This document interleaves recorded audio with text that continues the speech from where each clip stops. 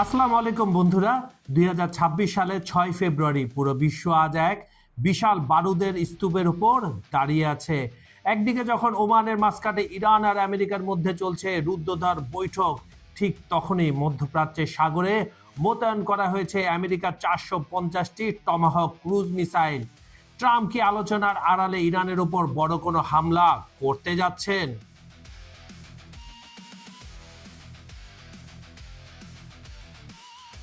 অন্যদিকে কিউবায় শুরু হয়েছে যুদ্ধের প্রস্তুতি, মানুষকে যুদ্ধের জন্য প্রস্তুত থাকার নির্দেশ দেওয়া হয়েছে। আজ আমরা বিশ্লেষণ করব রুশ সংবাদ মাধ্যমের সেই চাঞ্চল্যকর রিপোর্টগুলো যা বিশ্ব রাজনীতির মানচিত্র বদলে দিতে পারে।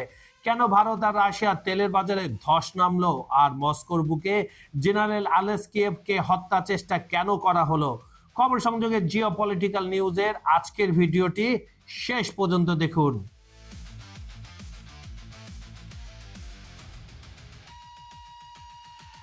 সবচেয়ে উত্তপ্ত পরিস্থিতি এখন ইরানকে নিয়ে। কেন, চলুন বন্ধুরা শুনে আসি। ওমানে ইরানের পররাষ্ট্রমন্ত্রী আব্বাস আরাকাচি এবং মার্কিন প্রতিনিধি স্টিভ উইটকফ মুখোমুখি বসেছেন, কিন্তু ঠিক সেই মুহূর্তে পেন্টাগন থেকে খবর আসছে ইরানের কাছাকাছি 10টি মার্কিন রণতরী এবং অত্যাধুনিক F-35 যুদ্ধবিমান মোতায়েন করা হয়েছে। প্রশ্ন উঠছে, ট্রাম্প কি সত্যি চুক্তি করতে চান, নাকি এটি একটি ফাঁদ? মার্কিন গণমাধ্যম এনবিসি নিউজ বলছে ট্রাম্পের হাতে 450টি মিসাইল প্রস্তুত আছে। রাজনৈতিক বিশ্লেষকদের মতে ট্রাম্প চাইছেন ইরানকে এমন এক চুক্তিতে বাধ্য করতে যেখানে তাদের পরমাণু কর্মসূচির পাশাপাশি মিসাইল প্রোগ্রামও বন্ধ করতে হবে। ইরান যদি না মানে তবে কি বড় কোনো সামরিক আঘাত আসবে? চীন কিন্তু পরিষ্কার জানিয়ে দিয়েছে তারা ইরানের সার্বভৌমত্বের পাশে আছে। চীন ও রাশিয়ার এই অবস্থান কি ট্রাম্পকে থামিয়ে দেবে? কি মনে হয় বন্ধুরা, কমেন্টে জানান। এদিকে ওমানের মাঝখানে অনেকটা বিনা যুদ্ধে সুই ছাড়ার মতো করে ইরানের শর্তের সামনে মাথা নত করল ওয়াশিংটন। মধ্যপ্রাচ্য যুদ্ধের দামামা আর আঞ্চলিক বন্ধুদের চাপে শেষমেশ নিজেদের দীর্ঘদিনের অনড় অবস্থান থেকে সরে আসতে বাধ্য হয়েছে যুক্তরাষ্ট্র। ব্যালিস্টিক মিসাইল উৎপাদন সীমিত করা এবং প্রক্সি বাহিনীকে অর্থায়ন বন্ধের মতো গুরুত্বপূর্ণ শর্তগুলো আলোচনার টেবিল থেকে ছুঁড়ে ফেলে দিয়ে শুধুমাত্র পরমাণু কর্মসূচি নিয়ে ইরানের সঙ্গে রুদ্ধদ্বার বৈঠকে বসলেন মার্কিন বিশেষ দূত স্টিভ উইটকফ। পর্দার আড়ালের এই নাটকীয় মোড় মূলত সৌদি আরব ও কাতারের মতো দেশগুলোর মধ্যস্থতায় সম্ভব হয়েছে, যারা ইরানকে খেপিয়ে আঞ্চলিক মহাপ্রলয় ডাকাচ্ছে মার্কিন নমনীয়তাকেই ভালো মনে করছেন।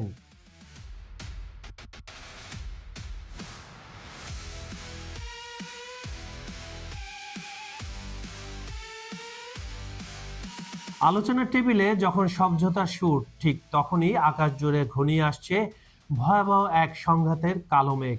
একদিকে ওমানে কূটনৈতিক হাসাহাসি, অন্যদিকে মার্কিন পররাষ্ট্র দপ্তরের এক চরম নাটকীয় এবং আতঙ্কজনক বার্তা, এই মুহূর্তে ইরান ছাড়ুন।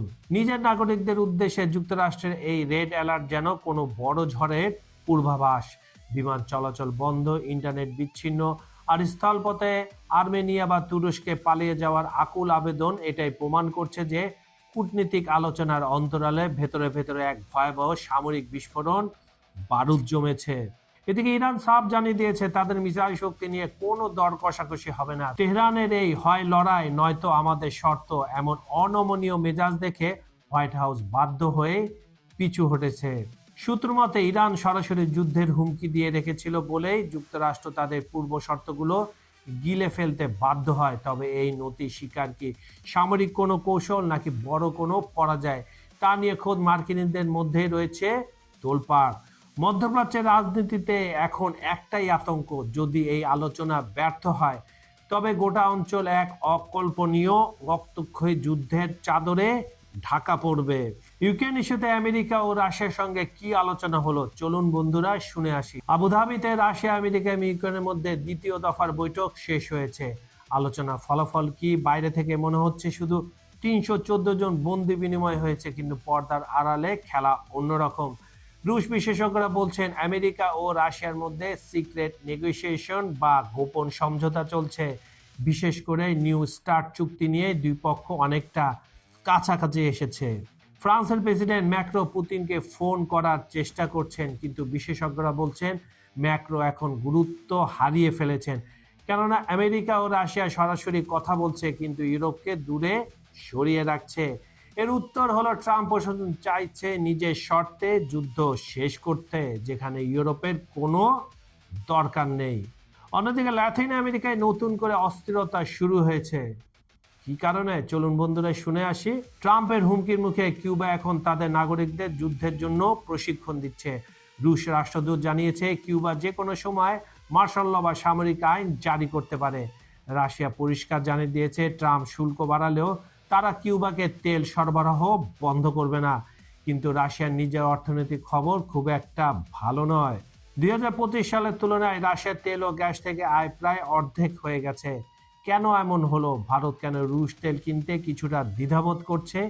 এখানেও কাজ করছে মার্কিন নিষেধাজ্ঞা। তবে বিশেষজ্ঞরা বলছেন ফেব্রুয়ারি মার্চে তেলের দাম বাড়লে রাশিয়ার আয় আবার বাড়বে।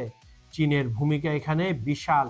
চীন রাশিয়ার এলএনজি গ্যাস কেনার পরিমাণ কয়েক গুণ বাড়িয়ে দিচ্ছে।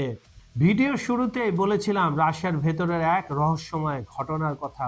মস্কোর ভলকলমস্কয়ে হাইওয়েতে রুশ প্রতিরক্ষা মন্ত্রণালয়ের লেফটেন্যান্ট জেনারেল ভ্লাদিমির আলেক্সিয়েভকে হত্যা চেষ্টা করা হয়েছে। আততায়ীরা গুলি চালিয়ে পালিয়ে গেছে। যুদ্ধের এই উত্তাল সময়ে রাশিয়ার একজন শীর্ষ জেনারেলের উপর হামলা কি ভেতরের কোনো ষড়যন্ত্র, নাকি ইউক্রেনের গোয়েন্দা তৎপরতা? বন্ধুরা, আজকের এই অস্থির বিশ্ব পরিস্থিতিতে একটি বিষয় পরিষ্কার, ডোনাল্ড ট্রাম্প ক্ষমতায় আসার পর, দ্বিতীয় দফায় ক্ষমতায় আসার পর ভূ রাজনৈতিক সমীকরণ খুব দ্রুত বদলাচ্ছে। একদিকে শান্তির কথা হচ্ছে, অন্যদিকে মিসাইল মোতায়েন করা হচ্ছে।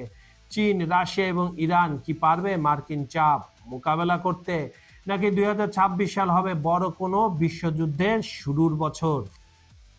আপনাদের কি মনে হয়, ট্রাম্প কি সত্যি ইরানে হামলা করবেন? কমেন্ট বক্সে আপনার মূল্যবান মতামত জানান।